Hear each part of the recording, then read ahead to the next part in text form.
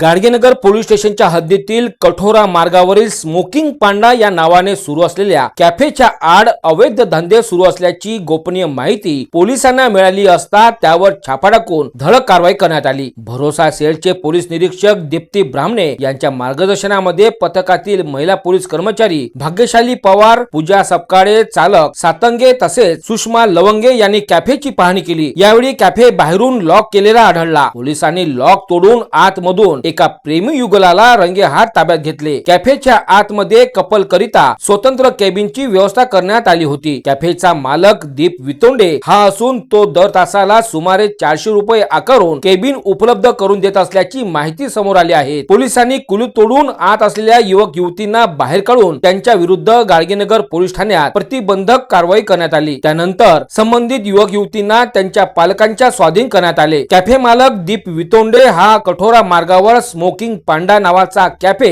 सोबतच frozen delight नावाचे ice cream parlour चालवितो। आईस्क्रीम पार्लर आणि स्मोकिंगच्या नावाखाली आतमध्ये त्याने प्रेमी युगुलांकरिता छोट्या छोट्या स्पेशल केबिन काढलेले आहेत। या परिसरात स्मोकिंग पांडा हे नाव जास्त प्रसिद्ध असून संबंधित आरोपींचे फ्रोजन डिलाइट या नावाचे आईस्क्रीम पार्लर सुद्धा तेथेच आहेत। या ठिकाणी पोलीस पथकाने याआधी सुद्धा छापा टाकून कारवाई केली होती। ही कारवाई 30 मार्च रोजी दुपारी 4:45 सुमारास करण्यात आली। अशा प्रकारामुळे शहरातील वातावरण बिघडत असल्याने पोलिसांनी कडक भूमिका घेतली असून पालकांनी सुद्धा आपल्या मुलांवर लक्ष ठेवण्याचे पोलिसांनी आवाहन केले आहे।